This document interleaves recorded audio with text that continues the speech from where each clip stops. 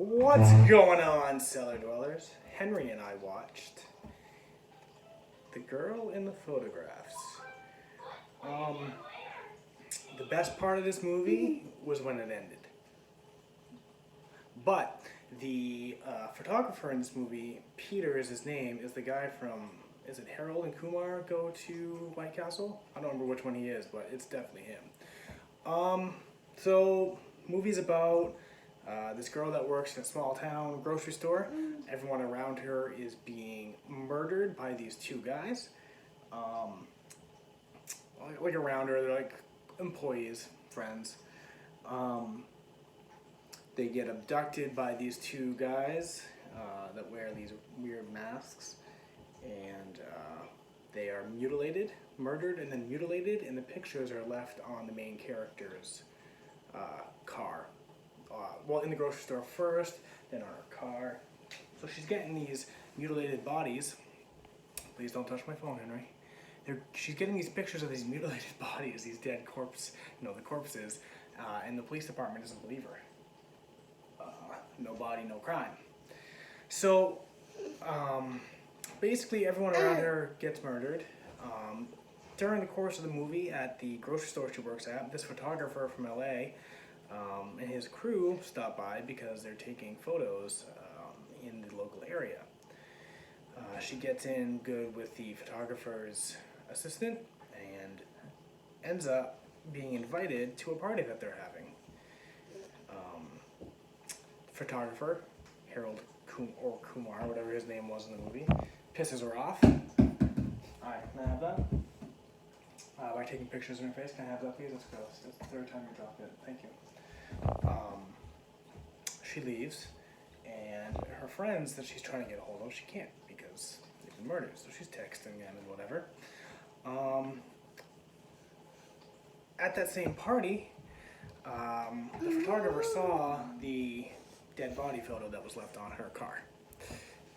And he gets to thinking about it and whatever.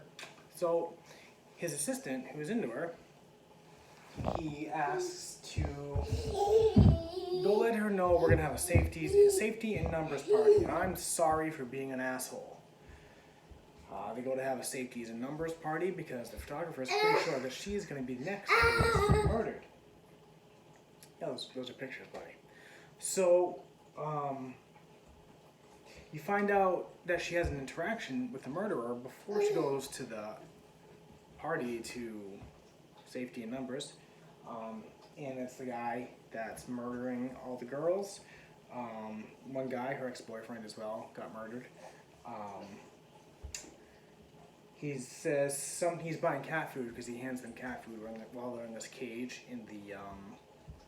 in his house, and he says, "Here, kitty, got some food for you, whatever." So they're humans, and he's feeding. He calls them his pussies or something like that. And hi, bud. And you're not very good at helping with the videos. So he stops to buy another can of cat food, and he says, "I'll be seeing you next time."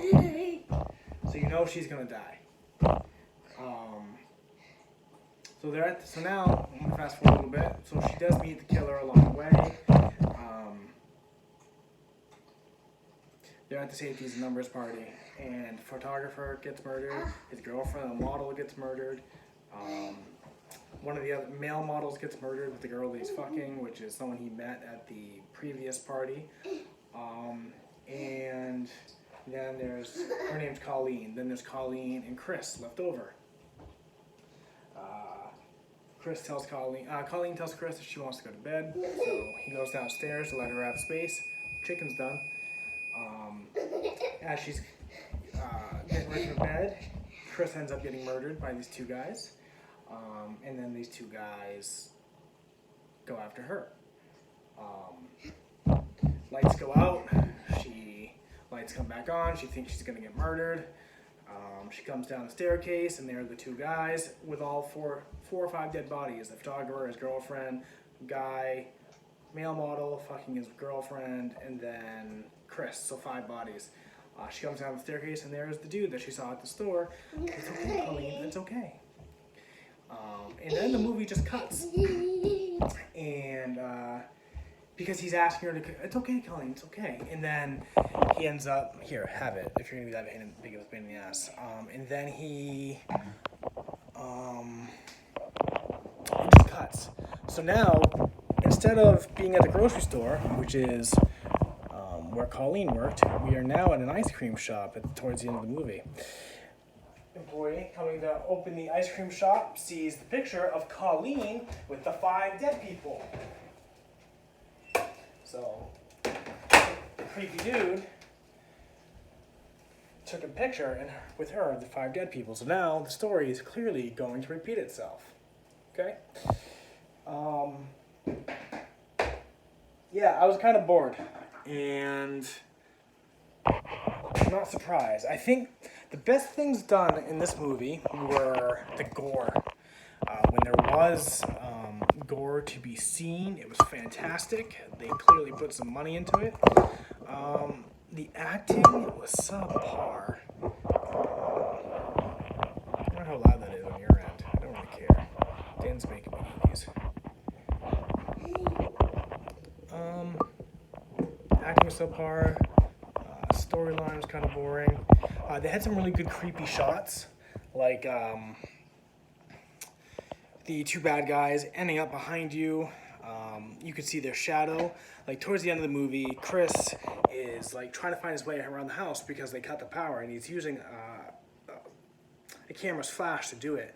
So he flash it, he can see. Flash it, he can see because the power's been cut. It's late in the night. And then all of a sudden at one point he flashes and you can see the guy standing behind him. He flashes, the guy's like cocking his head sideways. He flashes and then gets stabbed in the neck. A lot of throat cuts that were awesome. Good creepy moments like that. There's a couple times where you think that these 2 guys are waiting for Colleen, but they end up abducting one of her friends or whatever. So the way it cuts back and forth, you think what Colleen's doing while she opens the grocery store is like where these 2 guys are waiting, and then something else happens. So there were good little tricks like that. There were some good shots, some good camera work. Nothing that makes up for the boredom. It was very predictable for the most part, and but yet it was better than I expected. So there's that. I'm gonna give this a whopping, 1 star for being, out in front of me, 2 stars for being really bad, 3 stars for being still really bad. I'm gonna give it a 4 because it made its way in front of me. It had the dude from Harold and Kumar go to White Castle, and good gore. Yeah, good gore. There we go. The girl in the photographs, motherfuckers.